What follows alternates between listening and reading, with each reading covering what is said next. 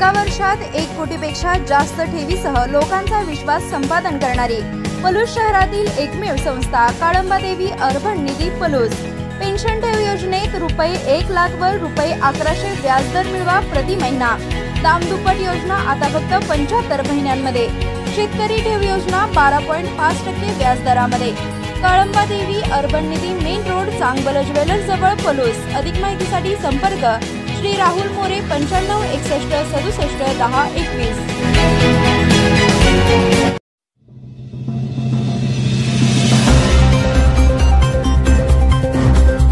अन वाढून घ्यायच्या वेळेला सगळं दुसऱ्याच्या ताटात ओतायचं। माजी जिल्हाध्यक्ष पृथ्वीराज देशमुख यांचा सवाल। तिकीट दिले नाही म्हणून पक्षावर आजही आमचा राग नाही, पण विश्वासात घेऊन काम नाही केले तर आज काँग्रेसची जशी अवस्था आहे तशी आपली व्हायला वेळ लागणार नाही।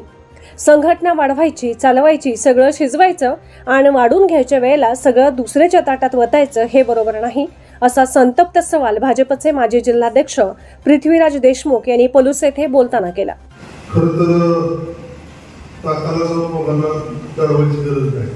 ज्या कार्यकर्त्यांच्या भावनांच्या इकडून वरवरचं भाषण करायला मला काय आवडत। माझी विनंती एक आहे की भारतीय जनता पार्टीनं आमचे अध्यक्ष असताना, भारतीय जनता संग्राम जिल्हा अध्यक्ष असताना पक्षाच्या कामात आम्ही कुठे कमी पडतो। पक्षाचं काम ताकदीने केलं, परंतु पक्षाकडून प्रसाद काय मिळाला तर ही जागा शिवसेनेला दिली आणि आम्हाला थांबावं लागलं। शिवसेनेला 6000 मतं पडली, आमचे कार्यकर्ते बाहेर पडले नाही आणि 20,000 मतं लोकांना पडली आणि समोरचा उमेदवार 80-90,000 मतांना निवडला।